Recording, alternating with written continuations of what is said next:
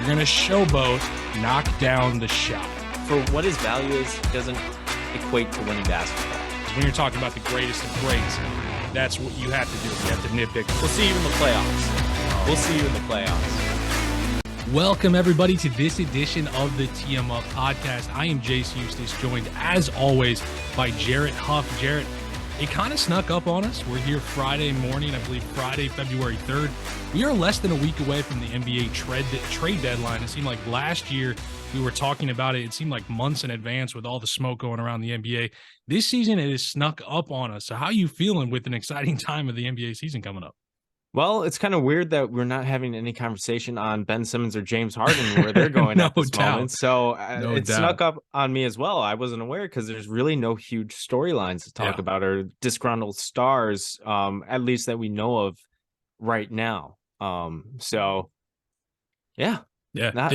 unexpected. Things move quick in the NBA, though, now. So we know that, just about a week to go, sometimes trade rumors get out there and some stars might not be happy to hear their names. And then you never know what could happen in the NBA. It is never any drama. It's the way that it works. But as we sit right now, the trade deadline is Thursday, February 9th at 2 p.m. Central. So it's coming up there midday next Thursday.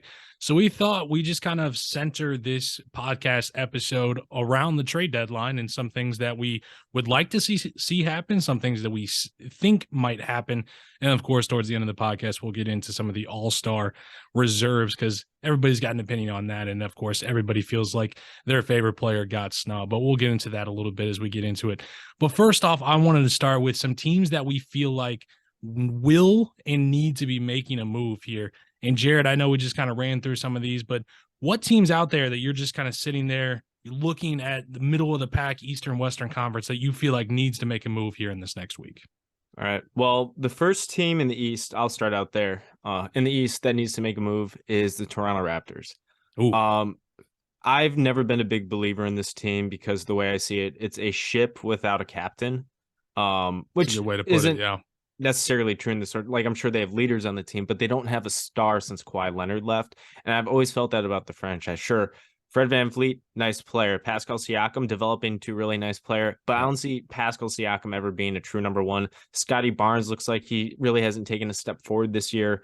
There's just not a lot to like about this core long term beyond individual pieces on this team that could be foundations for whatever comes next in Toronto basketball. It's just not Toronto's time right now. I think that's a team that needs to make a move. The second team in the East I think that needs to make a move is your Miami Heat. I agree.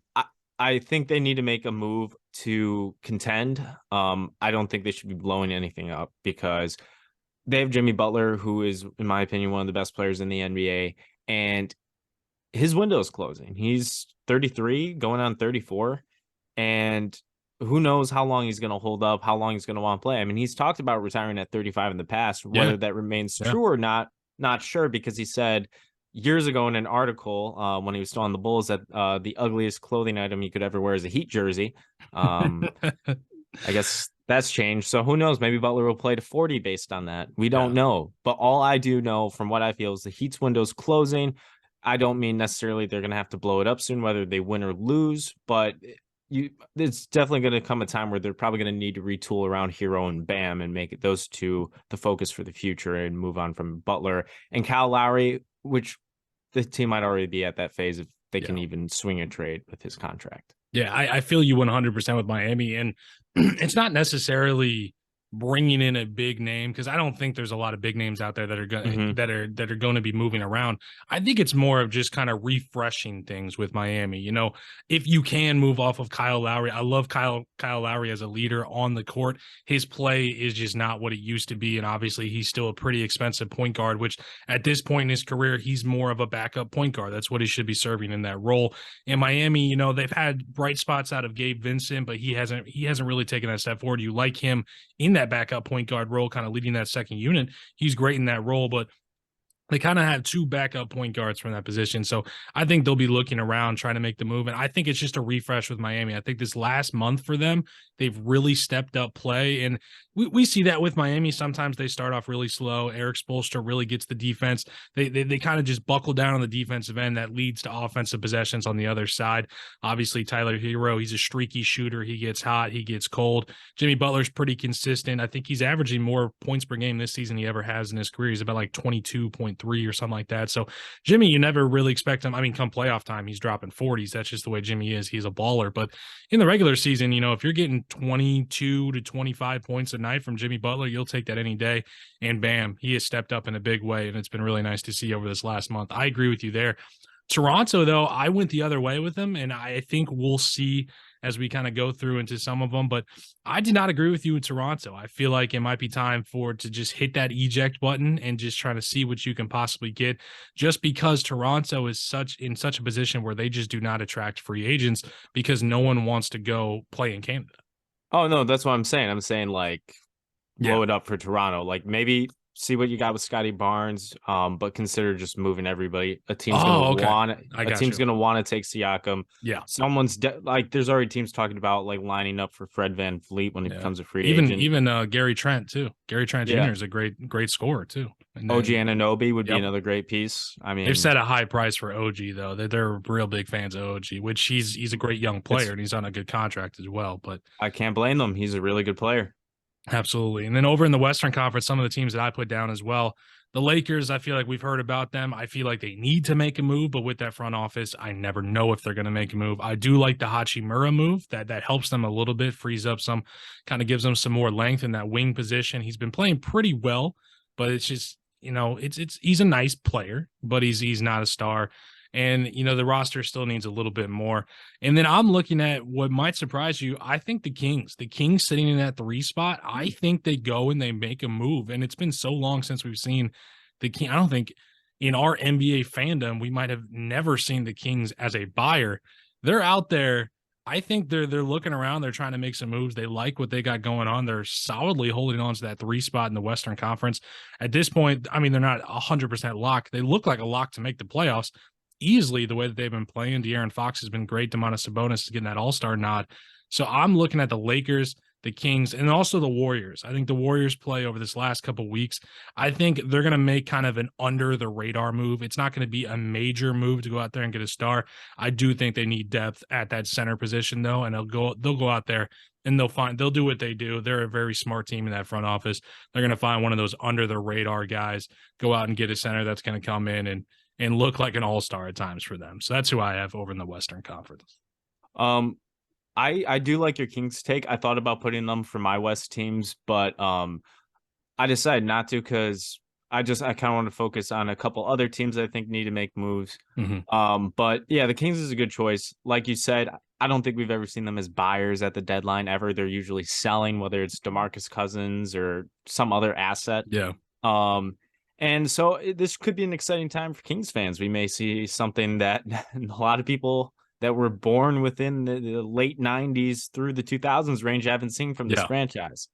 As for the Lakers, I do like the Hachimura move. However, I don't know if it's a good idea to make a move for them because we don't know if this roster can even contend for a title. I'm not confident in it. And the only real assets they have to trade are Anthony Davis, which would just be shooting their chances for contending in the foot. What's the point at that point? Or trade future first-round picks and then leave the Laker franchise decimated for whenever LeBron ends up leaving the franchise or retiring or whatever happens, which do Laker fans really want to go through that late and post-Kobe stretch again so soon? I'm not too confident in that. I think the future picks are valuable because otherwise I see the Lakers just being left high and dry at some point in the near future. See, I am so down on the Lakers front office that the first kind of comeback that came to my head for that is, do you trust the Laker front office to make good use of those first round picks not at all. Gone? That's kind of the thing that I'm looking at. It's like, it's a lose-lose situation for the Lakers. That front office. I trust them using the picks more than making a trade to appease LeBron James and try to contend, because clearly all the moves they've made to contend in the last couple of years have not worked out. Their biggest mistake was breaking up that 2020 championship team. No, I agree with that 100%. I feel like Rob Pelinka just kind of almost panicked and hit a button where they won that championship. People can say Mickey Mouse championship. People can say bubble championship. It's a banner. It's a banner. It's a banner. Hanging. Everyone was playing in the same playing ground. And what so many people like to go at the LeBron and Anthony Davis pairing and say it's been a failure, but we forget that Kyrie and KD, LeBron and AD, and Kawhi and Paul George all teamed up in that same offseason, and AD and LeBron are the only ones that have a championship to show for it. Very fair. And they're the ones that we talk about are being the biggest failure, when I think it's time. If you want to say it hasn't lived up to your expectations, that's fine. I don't know what your expectations are, but you're looking around the rest of the league. Playoffs. They won a championship. No, I get they missed the playoff last year.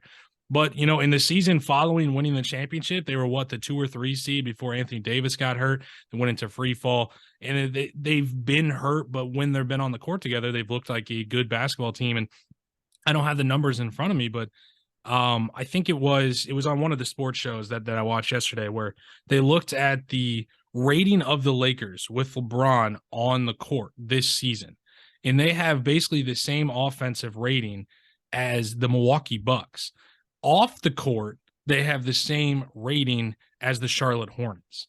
So it's literally like when he's on the court, they've been on par with some of the best teams in the NBA. Him off the court, they've been bad. So I do think that there are opportunities for them to go and make a move. And as we get into our next segment, I'm kind of excited about this one because I went through, I'm an NBA nerd, as I know you are as well. I went through some trade machine work and just trying to see if I can improve some of these teams. And I came up with a few for some of the teams that we just talked about here in this first segment that I'll start to go through. And this first one I got is one that I don't think you're going to be a fan of at all. And that is the Lakers making a trade with your Chicago Bulls. And I know you don't want to see it happen, but let's just see what I got. So this one works as far as the money matching up and everything like that. All these work with the trade machines, and sometimes I have to add an extra player just to make the money work up. So Lakers in this trade getting Goran Dragic and Zach LaVine, I know, and the Bulls get the expiring contract of Russell Westbrook, a 2023 second round, and the 2026 first round pick. You're giving us one pick for our 2-time All-Star and Goran Dragic? 2 picks. I don't count a second round pick. Bulls are probably going to get rid of it anyway. I don't count a second round pick. 2K doesn't even like the second round pick. Every time you get a second round pick in 2K in the auto draft, it automatically says don't sign that player. Every time. Yeah. No, I get it. Round picks. I get it. Goran Dragic is added in there just to make the money work. Just to make everything work. I'm insulted. You're insulted. I am insulted. But the expiring, think about the cap space the Bulls would have. Like, do you actually think moving forward, DeMar, or do you want to switch Zach? Would you rather keep Zach and get rid of DeMar? Do you think those two are for the long term together in Chicago? It's more likely than not that it's not going to be the long-term answer, especially given DeMar's age. Yes. But regardless, Zach LaVine's an asset, and given how teams are willing to pay for assets, we saw what Rudy Gobert went for this summer. I'd much rather hold on to LaVine, and if we do intend to trade him, hope for a package half that size in the offseason in any dumb trade Lakers fans can come up with. I'm not saying you, because I know what you mean. I was going to save something for my team up, but it's good to talk about it now. So it's kind of similar to your trade. Something came up, except this is worse. This is I think somebody just hates the Bulls. So this came out a couple days ago, and it's kind of along the same. I wrote an article about this a couple months ago, except originally I think it included DeMar, but it's instead Russell Westbrook. Yeah. Westbrook, Patrick Beverly, Max Christie, a 2027 unprotected first, and a 2029 unprotected first. The Lakers' only future assets, by the way. Yeah. For Zach LaVine, Lonzo Ball, and Javonte Green. Green, yeah. Javonte Green's a hell of a role player. He's been hurt the past couple of weeks, but hell of a role player. Love that guy. Would hate to see him go. Lonzo Ball, we don't know what his situation is going to be, but at the very least, if I'm giving up Zach LaVine and Lonzo Ball to get 2 first-round picks that who knows where they're going to be, Yeah. And Russell Westbrook, like those picks are for sixth grade children right now. Yeah. Like 2029, that's 6 years from now. That kid's in middle school. Oh yeah. And then Russell Westbrook, Patrick Beverly, who they're just not going to bring anything to our roster. No.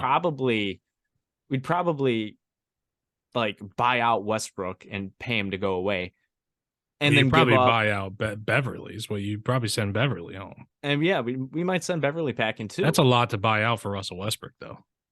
I mean, not to mention he's on the last year of his contract, so you could just keep him on the team and just don't, John Wall him with Houston, Or yeah, that too. But it's like we're giving up an all-star, a two-time all-star that's still at an all-star caliber level. Yeah. Lonzo Ball, who could come back and be a great player again, and then Javonte Green.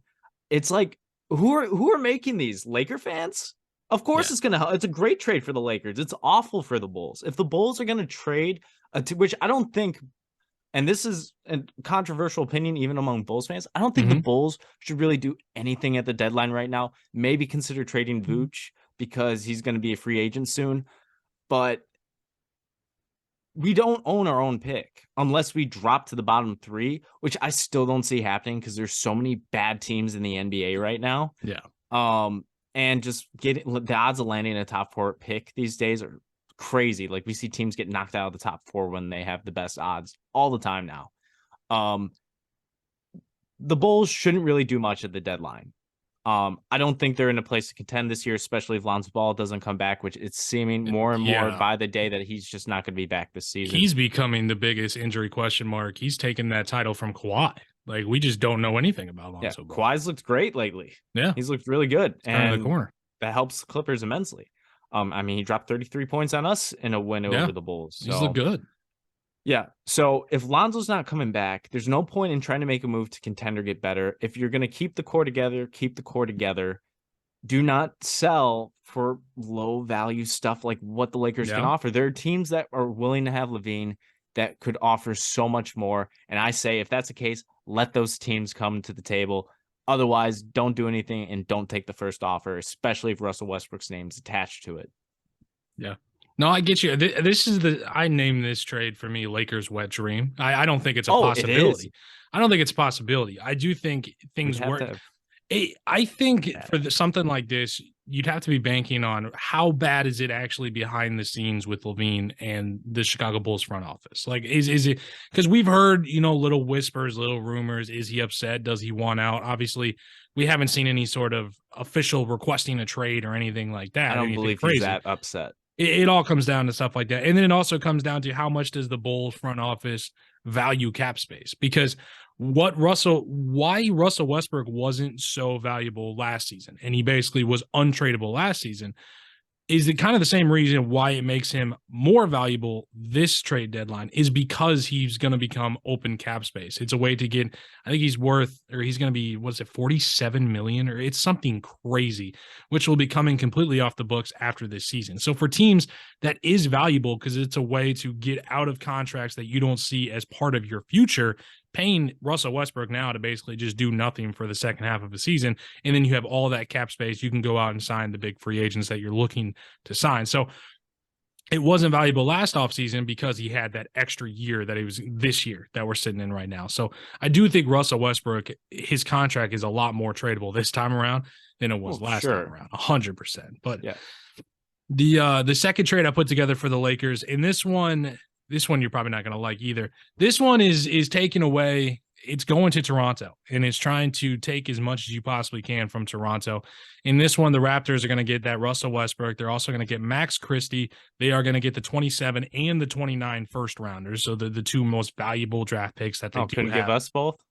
No, because the Lakers in this trade would be getting Fred VanVleet, Gary Trent Jr., and DJ Wilson, which DJ Wilson's just thrown in just to make the numbers match as well. So in this one, you're going out, you're getting a starting point guard, you're getting a starting shooting guard, and you're getting a decent, pretty young wing player in DJ Wilson. So going out there, giving up what is seen as your two most valuable draft picks, that $47 million in cap space with Russell Wilson and Max Christie, who he's a rookie. He's on a rookie contract, and he's showing a little bit of flashes, of being a solid role player in the league. So that's what I look at as my second trade there for the Lakers. I think Fred VanVleet's more valuable than that, especially combined with Gary Two Trent. firsts? It's tough to say. Yeah, I mean, the value of players is so thrown off it nowadays is. because it's kind of like when sports franchises sell, like when the Clippers sold for $2 billion, and you're like, are the Clippers themselves really worth $2 billion? Mhm. But regardless, when that was one time the worst franchise in pro sports, you could argue, it raises the value of every other team because, well, if I'm selling the Chicago Bulls and the Clippers went for $2 billion, I could probably get $8 billion for the Bulls. I mean, Yeah, maybe I don't really know the math on it's that, going up exponentially. Yeah, but it's yeah. it's never going to stop. 100%. So when Rudy Gobert's going for the haul that he went for, and we've seen other players go for massive hauls and stuff like that, it really brings into question what players are going for. Because should Fred VanVleet go for 2 first round picks normally? I don't think so. But Fred VanVleet is so sought after by several teams. Like we've Yeah. already heard teams talking about wanting to get him in free agency. Mhm. That's going to raise his value because the Raptors know there's going to be competition to re-sign him. So by trading his rights, obviously the team that's trading for him is hoping to then acquire him, I'd imagine, for a long-term deal. Absolutely. So even though it's going to be an expiring deal, I think that there's still a lot of value in that contract because you retain his rights, his bird rights. Yeah, actually, according to the trade machine I'm on, he's got 21 million 2 years left on his deal. So he's got So one that, more year after this one. oh, well, When I still got coming up. It's coming up. Oh yeah, 100%. Yeah, And then Gary Trent Jr. is a pretty great role player. Would be awesome for absolutely, that Lakers bench. absolutely. That's like with the Lakers assets. I don't think they have enough because regardless whether it's expiring or not, no one's going to want to pay Westbrook $47 million. Nor just have him sitting around. I Someone I will. don't Someone will. I don't It's going to be honestly. out there. I don't think Westbrook's leaving. You don't think so? I think he's playing his contract out in Los We'll Angeles. see. I think he's gone. I think he's gone. We saw a report today, and that will lead me right into my next trade. And that is another trade for the Lakers that I put together. The final trade for the Lakers, I will say, that I put together. But in this one is kind of I don't want to say plan B, but it's kind of if you go big game hunting for Zach LaVine or anything like that, doesn't work out. You go for Fred VanVleet, doesn't work out. This is kind of a trade that I could see a lot of more realistically, and that is going to Utah in making a trade with Utah, which actually we just saw reports of Utah and the Lakers being in conversation in a deal involving Russell Westbrook. So in this trade, I see the Lakers getting Mike Conley, Jordan Clarkson, and Malik Beasley for Russell Westbrook. I put the 2024 second round and a 2026 first round. So I put a second and a first in that one. Depending on how desperate the Lakers are, if they want to make this move, I don't see Conley, Clarkson, and Beasley as a package that is worth both of those first round picks, which is why I made it a second and a first to get those. So it's one that you never know. If the Lakers decide, hey, we're tired of the pushback, we got to make a move. I just don't know if 2 first round picks and your kind of star player getting back is Jordan Clarkson, who you gave up, many years ago, is going to be enough to get the Lakers fans excited. So that's the other Laker trade I put together. I always love when stuff comes full circle with the Los Angeles Lakers, where they had all these young assets, and we see this post all the time. Where you're like, oh, this was like the craziest like young core ever, with like Julius Randle, Lonzo Ball, Brandon Ingram, etc. Yeah, Jordan Clarkson. Yeah, Kyle Kuzma. I mean, we could just go back D'Angelo and forth Russell. for a while. Yep. See, we could go back and forth for a while. Not that all those players you'd want on your team now. Well, and a lot of them. So some people like to. They don't even look back, and they're like, LeBron sent them all away, and it's like, well, no, Clarkson was gone, Julius Randle was gone. Like Julius Randle wasn't there at the same time as LeBron, and Julius Randle looks like the best of those former players right now. So. Mm-hmm. I'd take Brandon Ingram. Or I'd Brandon Ingram. Yeah, 100%. Which he had to go in the AD trade to get AD 100%. Yeah. Lonzo Ball though, he was AD trade too. No, Kuzma they should have kept. No, I agree 100%. They should have kept Kuzma. But I just find it hilarious that the Lakers are like, Clarkson, we want you back, even though they probably could have kept Clarkson. Clarkson probably would have been a really great player to have during the LeBron era. Why Another not? Scorer off the bench. Shooter. Yeah, exactly. A better version of J.R. Smith, I would argue. Mm-hmm. Less streaky. Probably won't hold on to the ball during a tie game in the finals. And Clarkson can actually, in spots, play the point guard role too. Like he's more of a traditional shooting guard, but we've seen him with Utah. He can fill in that point guard role and actually distribute the ball around. But with this trade, I still see, and especially considering the man on the other end of the phone, the other man's Danny Ainge. That's and we very know true. with the Celtics, Danny Ainge commands a lot. Yeah. I mean, he got 100%. a haul for for Donovan Mitchell. I blanked on his name for a second. And he got a haul for Rudy Gobert. Yeah. If he's going to give up role players, especially because think he's a Celtics man through and through. He may be working for the Jazz or maybe a Jazz logo on the shirt he's wearing, but that man's a Celtic. You think he's going to help the Lakers out? Because in my mind, I think this is a very good deal for the Lakers. A very good. Yes, this helps the tank for Wembanyama sweepstakes. Mm-hmm. I'm willing to bet Danny Ainge is going to have a lot of callers at the trade deadline because they know the Jazz are going to want to fall down the standings. And if he wants Wembanyama, he might have the trade assets to just push all of his chips into the table to go get it anyways. You know what I mean? Like he might have they might be the only team that if they end up with the 4th pick in the draft or something like that, they might be the only team that could put together a package that could pry away Wembanyama from the Spurs or whoever would end up with that number 1 pick. Maybe not the Spurs. Maybe possible. I can't, especially the Spurs, because we know how they like French players. Absolutely. I can't see really any team wanting to trade the idea of Victor Wembanyama. It's true, but if anybody was going to put together that Godfather offer, it would be Danny Ainge, just with the draft picks that they have there in Utah. Yeah. I mean, I remember the reaction David Griffin had when they landed the first pick for Zion. Yeah. I can only imagine what that room's going to look like when whatever team gets announced that they get the first this year. And I swear to God, if it's the Orlando Magic, I'm going to be upset. No. Or Houston. I don't want to see him in Houston either. No, it's not that I don't want to see him in Orlando. It's that if it uses our pick. Oh, I got you. More the principle of it. I get you. Oh my. That was. But yeah, no, I think this is a very Laker friendly trade. Yeah. Which would be great trade for the Lakers, as all these are. No doubt. Absolutely. But trying to improve. To me, it's not realistic for the Lakers to expect any of these trades to go through. I'm convinced we don't see another Laker move at the deadline. I'm willing to bet on that. I respect that. And I respect obviously saying that a lot of these are impossible. And I will say with the Lakers, if I'm trying to make a trade and I'm trying to put something in there, they have to get a little bit more unrealistic just because of the situation that they're in. But I put together some other trades. Yeah. I put together some other trades I think are a lot more realistic for these teams. And that's one of them I got for my Miami Heat. And in this one, I have them going and getting Fred VanVleet for that point guard position from the Raptors, giving up Duncan Robinson, Nikola Jovic, and their 2023 first round pick in that trade. Duncan Robinson, Nikola Jovic, and their 2023 first? And their first. So you get a first, you get technically their first from this last year in Nikola Jovic, and you get a shooter in Duncan Robinson, who I will say is on a bad contract, but you do get a shooter. This one I could see. Personally, the Heat might have to give up a little more in future assets, possibly.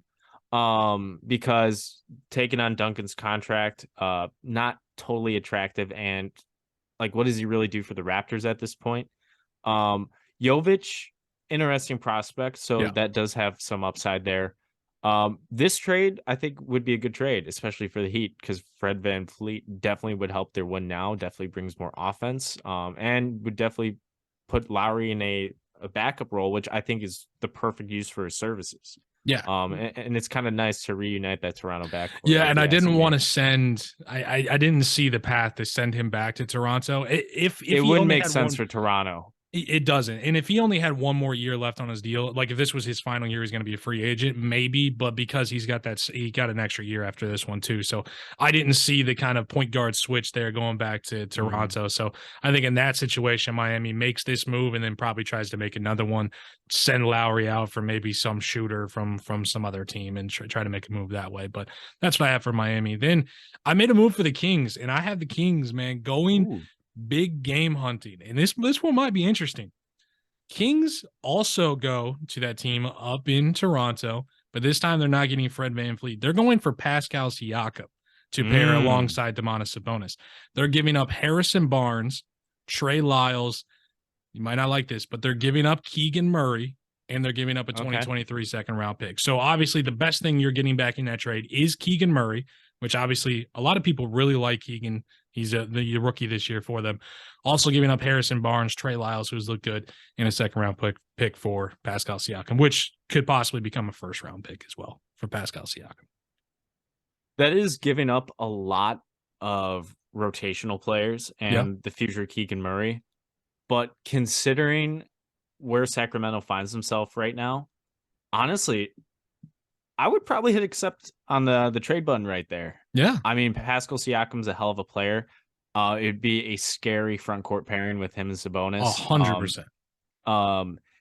And Pascal Siakam's not going to crowd the lane for Sabonis, so I think that those two could work together. Because Siakam's one of the most skilled players in the NBA, if you ask me. He's so underrated. 100%. Exactly.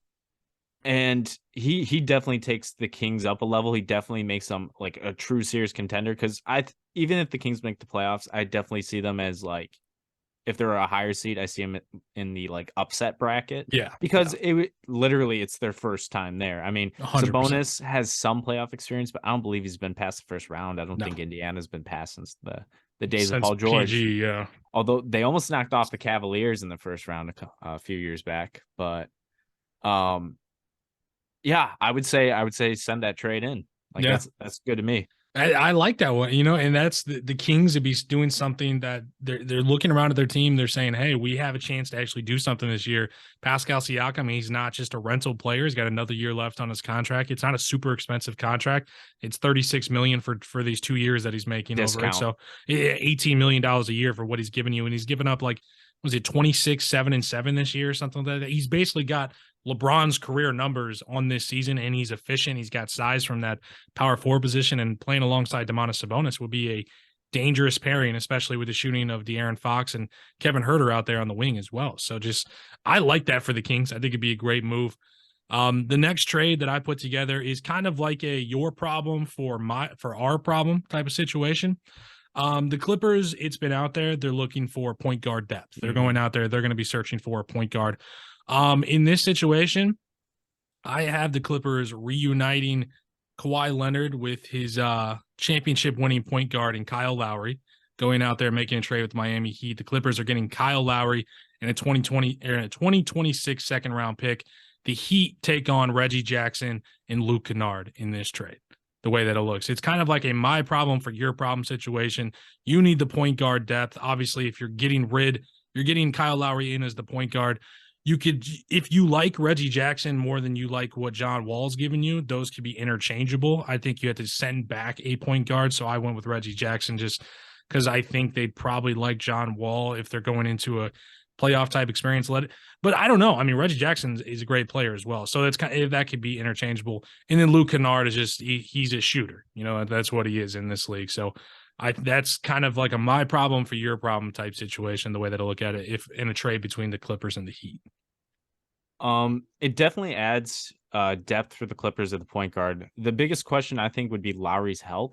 True. And with the Clippers, like I said in several podcasts before, the Clippers' ceiling is only capped by their health. 100%. So adding another player into that mix that kind of questions that.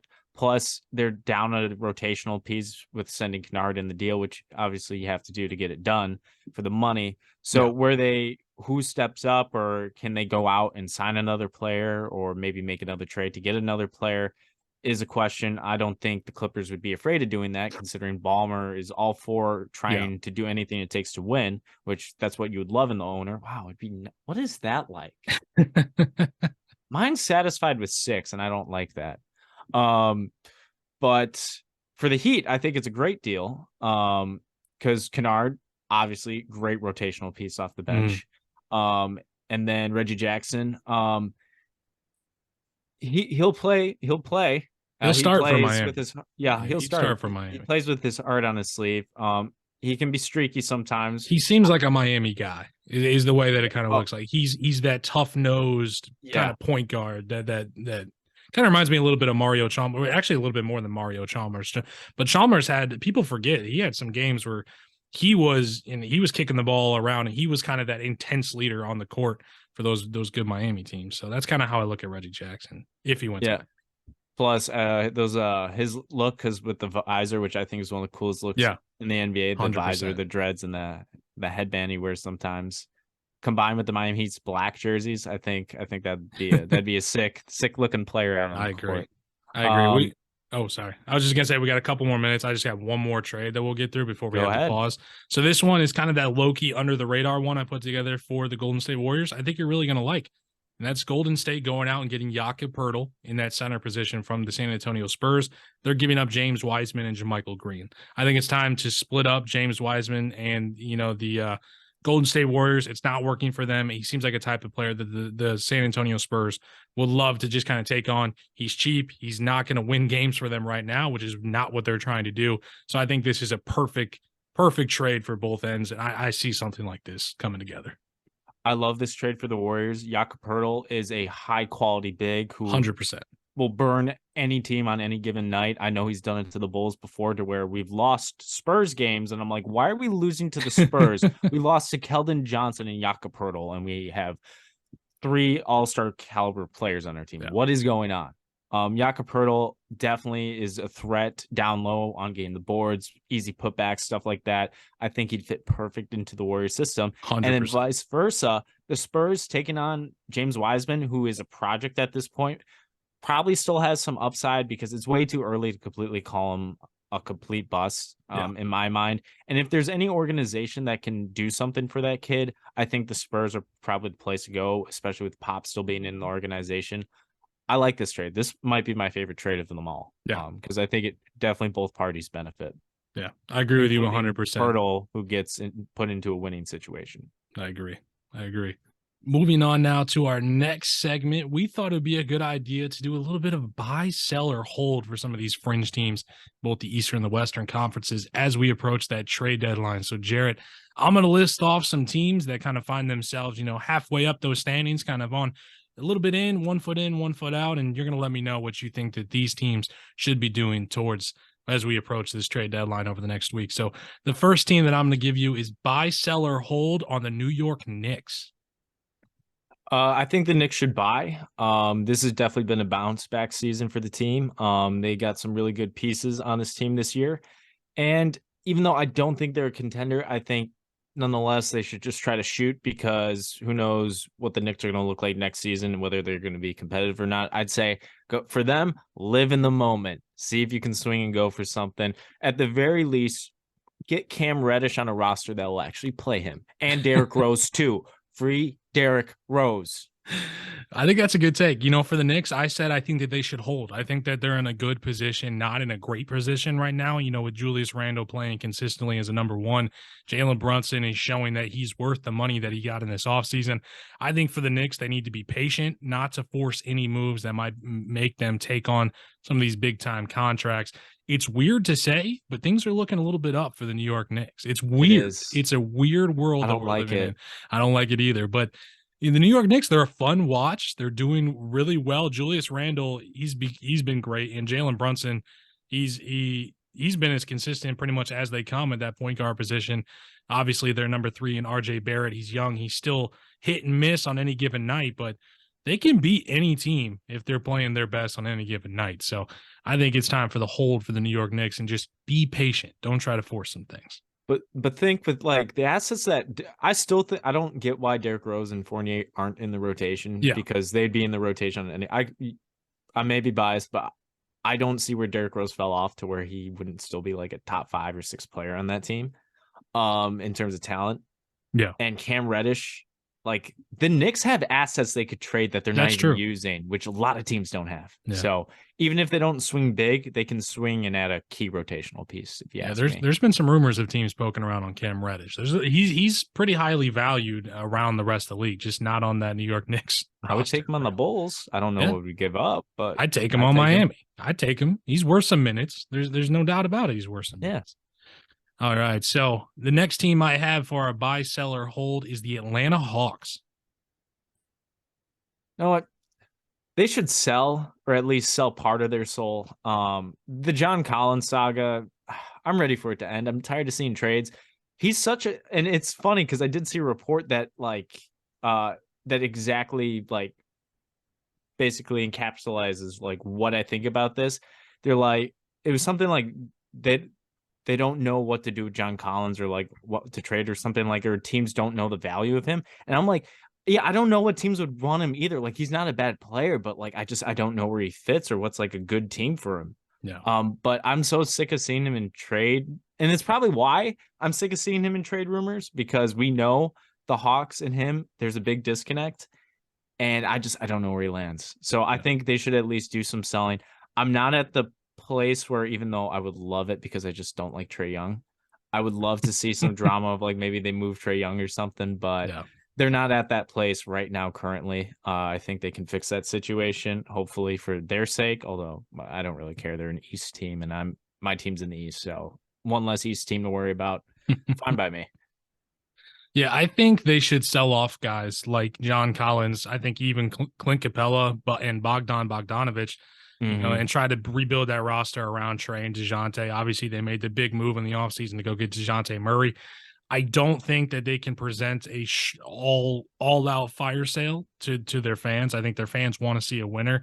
But looking around the East, it makes no sense whatsoever trying to go in on this trade deadline and try to put yourselves even further behind the eight ball. I agree with you. It's time to sell, and I'd go even further than John Collins. I think you see what you can get for Clint Capella. He's been a highly productive player in this league for a long time now, and also Bogdan Bogdanovic. Anybody can use a shooter with good A lot size. of teams want him. I'll Absolutely. take him. Absolutely. There's a lot of teams that could use him. So I agree with you as well. This next one, I'm really interested to see what you got to say. Buy, sell, or hold Chicago Bulls. Hold.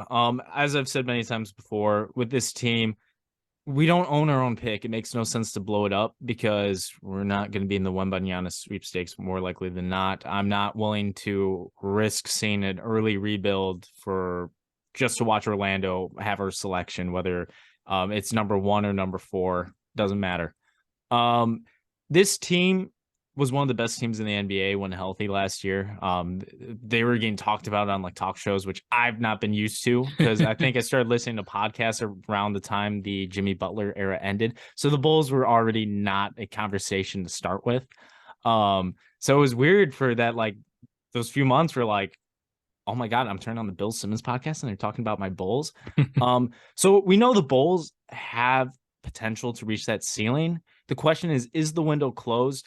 I'm not too convinced yet, but definitely I think selling this core off too early just is a bad look for a franchise trying to reclaim its reputation the post Garpax era, where this team's been known for selling out players that have been loyal to the franchise, just for management's sake. And if Chicago wants to be a free agent destination that it should be as one of the largest markets in the United States, I don't think moving off of a core of players early is the way to do that.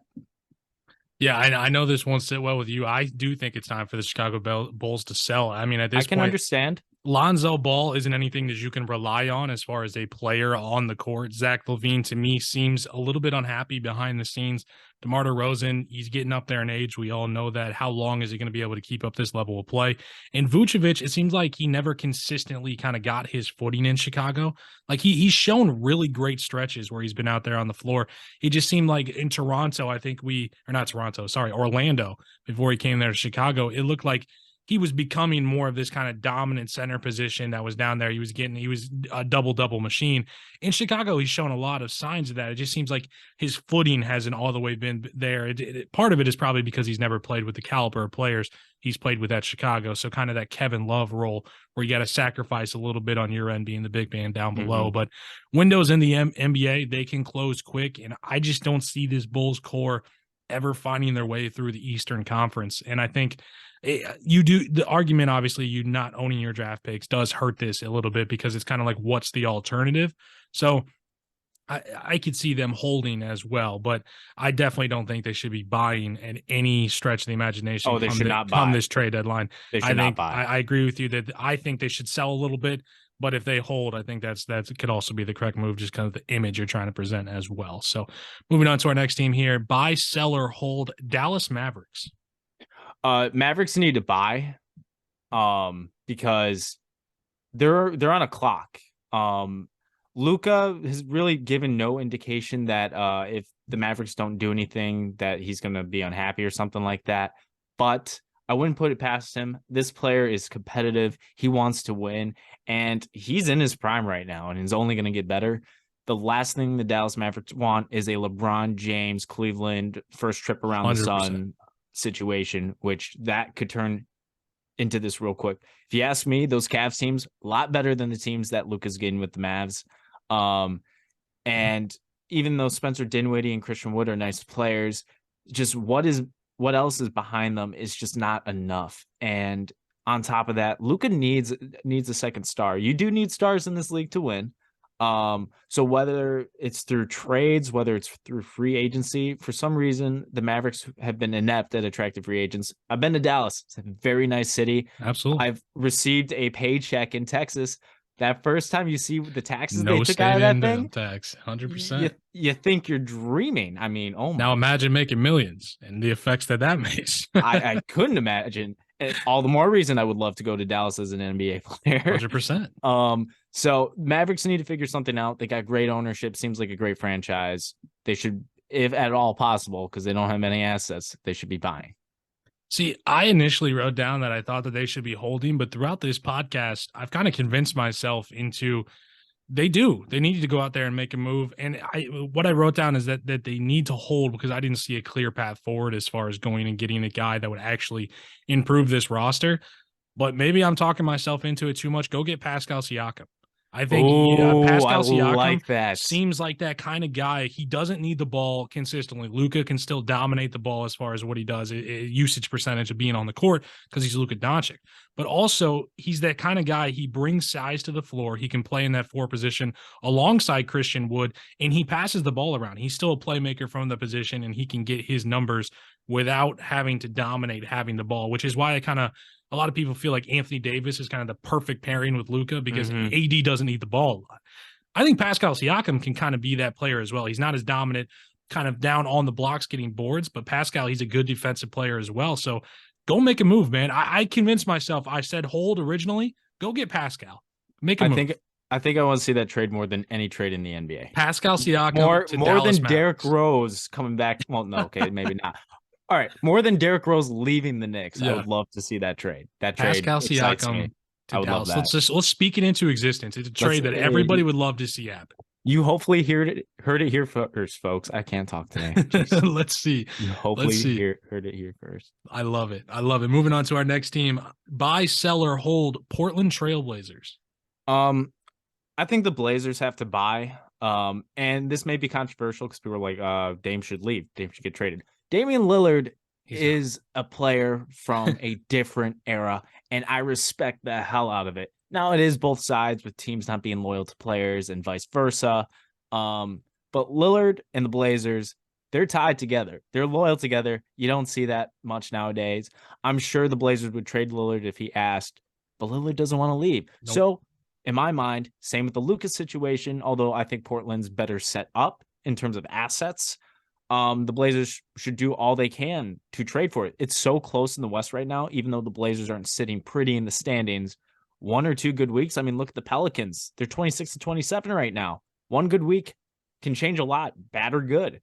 If the Blazers go out and try to maybe move some pieces like Nurkic, some draft picks, a lot of young players they got, to maybe try to go get a star, maybe like a Siakam type, even though I would love to see him play with Luka, it could be a very quick turnaround for the Trailblazers to maybe they're one of the teams competing for a playoff spot and not just a trip to the play-in.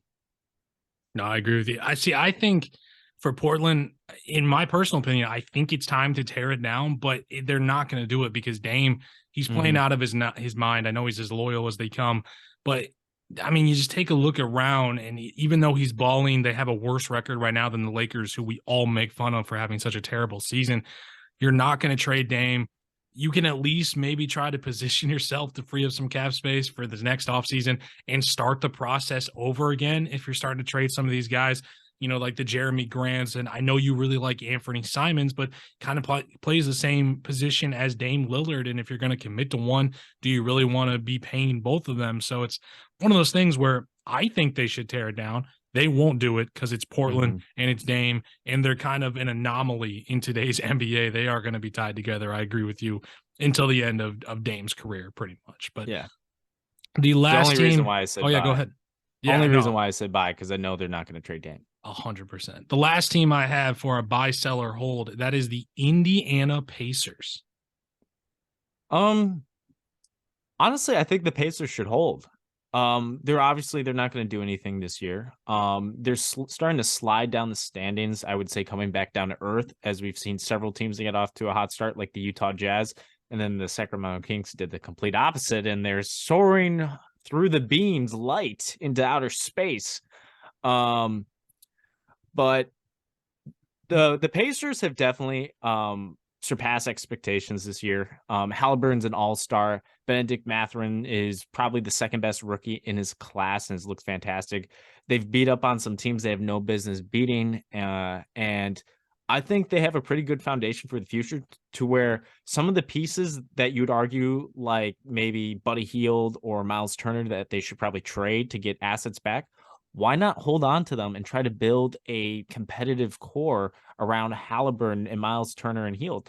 Hield's close to 30, but Miles Turner's still relatively young. No reason to trade these players. Honestly, Pacers should hold and build for the future. I kind of like the direction they're going in.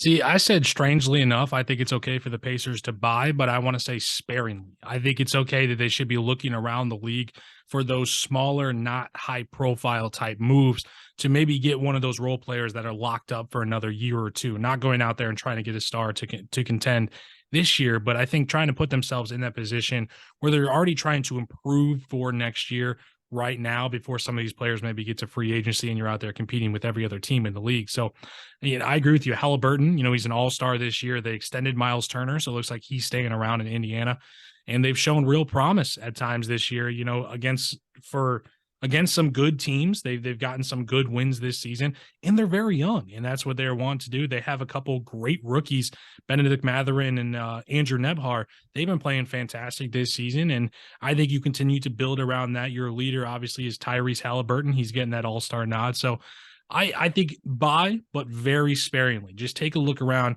You're not out there selling your future. You're just trying to improve your team for the second half of this season, going into next season, getting those under the radar kind of role players, position players that you can go out there and get. So I really like that. I think that's a good segment there. I think it's kind of cool to kind of look at those teams that are on that kind of bubble on the fringe as far as being in playoff contention, and just sometimes, you're up there at the 5 seed, and it's all about how it's not your positioning too. It's about what you want your franchise, the position your franchise is in, and where you want it to be moving forward on what you should be doing. And I like it that we're putting on our GM hats in this podcast. We've done a lot of that. So I played enough my league. It's a good one, man. But yeah, we got our last segment, or not our last segment. Of course, our last segment is always the Tee 'em Up on the Tee 'em Up podcast. But our second to last segment here, and that's just we're going to run through. We have gotten the rest of the All-Star reserves. We went over the starters during our last podcast last week, and now we have the entire teams that will be available, the entire of the players that will be drafted to both of these teams. So in the Eastern Conference, Joel Embiid, Jaylen Brown, DeMar DeRozan, Bam Adebayo, Drew Holiday, Julius Randle, and Tyrese Halliburton got the nod. In the Western Conference, Ja Morant, Lauri Markkanen, Domantas Sabonis, Shai Gilgeous-Alexander, Paul George, Jaren Jackson Jr., and Damian Lillard. So I know you got something to say about this. What are some of the things you feel they got right, and where do you think they got it wrong? You might be a little surprised. I'm pretty okay with how most of the All-Star selections came out. One of the biggest snubs I've seen talked about was De'Aaron Fox, which, yes, Fox is having a great season. The Kings are playing well. But who is he going to replace out of the Western Conference reserves? He's not going to replace Shai Gilgeous-Alexander. No, not Ja. He's not going to replace Jaren Jackson Jr., who is typically people are comparing him to, and they're trying to compare around Fox is shooting higher percentages and stuff. Why are you comparing a guard and a big man? Yeah. Jaren Jackson Jr. is one of the best, if not the best, defensive player in the league this year. Whether you believe in the Grizzlies stat conspiracy Inflated, or yeah, whatever, inflating stats at home. which Kevin O'Connor of the Ringer went out and he like verified of this like 66 blocks, like 60 of them are for sure blocks, and like 2 are like he got a hand on it, and then like a few more are like a little sketchy. Yeah. But so the Nothing stats are crazy. pretty accurate. Yeah. Um, as much as it pains me to say it, like Lauri Markkanen's a forward, you're not going to take anyone off for him if He's it's been like great. Fox. And he's been good. I hate to admit it. I also hate that he had a really nice dunk. Where was that when he was in Chicago? Whatever. I'll get off my He's soapbox. been insane this year. Another reason I don't want the Bulls to trade for young assets like a Warriors trade where we send Caruso away, because what are we going to do with the Warriors young players that not even the Warriors can develop? You think Chicago's going to develop them? No. Look Yeah. at every young player leaves Chicago and does well. And pops off. Yeah. Or Oh, man. they were already good and then they just get better. Jimmy Butler. Wendell Carter. Yeah. So Paul George was another player that they were proposing to throw off for De'Aaron Fox. Paul George is a forward. It's not going to happen. So I didn't see a lot wrong in the West. In the East, there's a lot more room for conversation. James Harden's the first player that should be on that board. And it's really tough to see who you take off. It would probably be DeMar DeRozan or Drew Holiday. Yeah, I'd say Drew. Which, fun fact, and I love Drew Holiday for nerdy reasons, being an all-star. I love even Drew though I Holiday, think he's worthy of it, and he should have probably gotten selected sometime in the past, because he's one of the best defensive guards in the NBA. He's the second best player on the second best team in the NBA, a team that has been largely without Chris Middleton all season long, when Chris Middleton's typically the second fiddle to Giannis. And with Holiday, if you go on his basketball reference page now, it's going to be a star on 2013, and then you go all the way down, and it's a star on 2023. So it's like a 10-year difference from All-Stars, which I should have done it before this podcast, and I'm mad at myself. I'm going to go back, and I might make it a TikTok or something, and go through a list of like the longest gaps between All-Star selections. Yeah, that'd be a good one. He might have the record, because I can't think, unless I guess I could count like for example, Mike Conley went like 14 seasons without an all-star selection, then was selected in like 2021 or something like that. Yeah. Even though probably shouldn't have been, but whatever. But yeah, James Harden should be the first player that should be put on the roster. People are like arguing for Trae Young. There's another name that I'm kicking around my head I can't think of. But as a Bulls fan, I'm not going to be upset because DeMar DeRozan's on there. So I see, I'm really not upset with the selection. You could argue DeRozan or Holiday off, and that's fair. James Harden should be the first name on that list. Yeah. No, it's weird to say. I agree with you. James Harden, I'd put him in over Drew Holiday. I love Drew Holiday, what he brings to the table. I'd much rather have him on my team during the season than James Harden, as he currently looks right now. But looking at the numbers, Harden, he's been quiet, but he's been increasingly efficient this season. And he's on one of the East top teams. I think he definitely deserves a nod over Drew Holiday. And the argument I would make is Pascal Siakam over DeMar DeRozan. Pascal, he's been amazing. DeMar, I know, obviously getting the Bulls that was nod. The other name. He's been great, but Pascal Siakam, to me, this is the second year in a row I feel like he's being snubbed. He is an all-star caliber player in that Eastern Conference. His numbers are insane. I get his team is not performing the way that they want it, but we have all-stars come from all up and down of the standings in the Eastern and the Western conferences. This isn't an all-pro. This isn't an MVP vote. This is an all-star, and Pascal Siakam deserves an all-star nod in that Eastern Conference. And out West, my biggest complaint is having Jaren Jackson Jr. there over Anthony Davis. I think it's absolutely ridiculous. Triple J, he's had a great season, but in no measures has he been better than Anthony Davis. And before you talk about games played, Jaren Jackson Jr. has played in just 6 more games this season than Anthony Davis. It is not that big of a gap as far as games played. AD has been far easily the better offensive player when he's been out there. He's more efficient. He's putting up better numbers. And many would argue that before AD got hurt, he was the front runner for Defensive Player of the Year. So I don't think that defensive side also carries Jaren Jackson Jr. over Anthony Davis. I think that spot should belong to AD in the Western Conference. That's fair. I will admit, I did forget about AD a little bit because it feels like he was gone for so Yeah. long. But Jaren Jackson Jr. also missed a large segment of the season Exactly. earlier, so that's kind of why it Jaren seems like Jackson he Jr. has hasn't. played in 35 games this season, and AD's played in 29. So by the time we get there, I mean, if AD stays healthy, however many more games they have before the All-Star break, you're looking at about 35 games to I mean, Jaren Jackson Jr. just missed the last game, so who knows? He might miss their next game, and then that gap closes even more by the time we get to the All-Star game.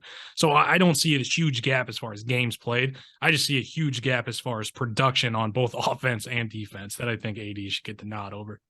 I also think it's important to remember, especially for people that aren't as familiar with how All-Star games work, is typically there's going to be some players that are not healthy for the All-Star game. 100%. So the commissioner usually comes in and he picks the players to replace, as we saw last year. It'll happen with DeJounte Murray and LaMelo Ball. I imagine James Harden and Anthony Davis are probably going to be All-Stars before everything's said and done. Oh, yeah. Because well, even KD, some of these... Well, KD's not going to play, and he was voted. I assume KD's not going to play. He was voted a starter. Yeah. So, that moves. Who do you want to move up? Probably going to be Harden. You'd move up. Forward. Embiid would start without a doubt. Oh, yeah. Yeah. So you move up Embiid to the starting position, and then who probably comes in the East is James Harden. Yeah. Yeah. Or Pascal Siakam. Or Siakam. It could be both. They might go with a forward then because it'd be KD. Yeah. I could also see a world where Zion's not healthy for the All-Star game. Well, yeah. So then that'd probably be a case for AD. AD then finds his way there, yeah. Yeah, so 100%. Like I said, there's probably going to be 2, maybe even 3 guys that we'll see get All-Star selections because the other player is not available. So if Zion doesn't play, I want to see who gets the starting nod then in the West. Is it Sabonis? Markkanen? That's a great question because the West forwards are surprisingly weak compared to like years past. In the name, what your name carries would be Paul George. Yes, but Paul George hasn't had as good of a season as Domantas Sabonis, or I would even say Lauri Markkanen. See, to me, Lauri Markkanen is like no one else is around, so I guess I'll be the guy. What if he starts? That'd be crazy if he starts. That'd be crazy. That'd be disgusting. I'd be open to Sabonis over Paul George, but then I think in that case, it'd have to be Paul George. Yeah, I think it might go to him. Yeah. Oh man. Moving on to our final and favorite segment here on the TMO podcast, and that is, of course, our technical fouls. Who are we teeing up this week? So, Jarrett, I'm going to give you the floor. Who gets your technical foul? Well, it was going to be Bleacher Report for their fantastic Lakers Bulls trade article. But we talked about it, and I was prepared for that because it was a trade deadline podcast, so I figured the Bulls would come up prematurely, and that's okay. I always come lock and loaded with something else.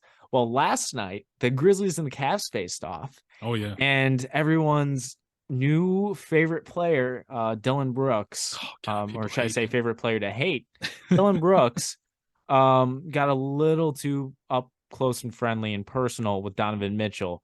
Brooks got fouled, got blocked, whatever you want to say, when he went up for a layup, fell to the ground. And in frustration to a Donovan Mitchell who was recovering the ball over him, just reached up with his arm and went for the family jewels. Now, as a man, I think in any physical confrontation, that is strictly off limits. Strictly off limits. Like men should respect each other and just that should not even be in the question. If you're fighting with a man, just straight up, like nothing below the belt. Nothing below the belt before dinner. Exactly. Go for my face, but don't mess with the family jewels. Well, Dillon Brooks messed with the family jewels, and Donovan Mitchell, and I think every NBA fan and even Grizzlies fans should agree, Mitchell was in the right there. He took exception to that. He tossed the ball, and it started a pretty big brawl. It looked like refs were getting involved, players were getting involved. It looked like the benches stayed out of it, which is what you want to see. The coaches just try to get in there to break it up. But I'm all for Donovan Mitchell. I'm all for that reaction that he had. You don't hit another man in the junk. You just don't do it, Dillon Brooks. I mean, you got a technical foul for that, but personal technical foul, just another technical foul, double tech. They've been struggling ever since Shannon Sharp went at them from from the sidelines, man. They've been crazy. And it's funny you say that because my technical foul this week is to Ja Morant and the rest of those Memphis double Grizzlies. So pod. we're doubling up on it. And I'm going to go back about a month ago when Mr. Morant said in an interview that we're fine in the Western Conference. We got nothing to worry about in those Western Conference. Since then, the Grizzlies are right around 500 in that Western Conference. And it seems they're always making news in the ways such as fights and scuffles instead of dominating wins. And it seems like the Memphis Grizzlies are one of those teams we'll get one of those Bleacher Report, notifications as like, hey, they're up 35 after the first quarter. And then a couple hours later, we'll say they gave up a 42-point lead and lost the game in overtime, because that's just what the Memphis Grizzlies do at this point. They're young. They're an inexperienced type team. And you know what? It's hard to win in this league, but they are an incredibly talented and young team. But all in all, they have not accomplished anything yet. They've done nothing as far as postseason accomplishments. And I'm all for having confidence in the locker room with the team behind the scenes. You can talk all that. No one in the Western Conference has us. The Western Conference runs through us. Say all that behind the scenes. Do whatever you need to do to get your team going. But when you disrespect the best basketball players in the world, they're going to give you their best shot. And if you want to put that target on your back, a lot of the times it goes to, it should be the Warriors, the defending champions. They've won how many, championships over the last however many years. Now we're looking around. No one's getting up for the Warriors right now. Everybody's getting up for those Memphis Grizzlies because they are talking about the rest of the Western Conference, rest of the league, saying that they have nothing to worry about. They're going to give you their best shot. You better be ready for it. And so far, they have not answered the call when everybody else has given them their best shot. So technical foul. Those Memphis Grizzlies, man, keep it behind the scenes. Why you got to say this out in public? It's very bold for a roster with only one player over 30 that hasn't been anywhere. Exactly. Barely beat the Timberwolves last year. Like, the Timberwolves had to give them the series for them to win. Exactly, man. I agree with you 100%. And that's all we have this week on the TMUp podcast. I want to thank you guys all for listening and following along on all of our social media platforms throughout the week. A lot of fun NBA content going on as always. So once again, thank you guys all for listening. We'll be sure to catch you guys next time. And remember, free D Rose!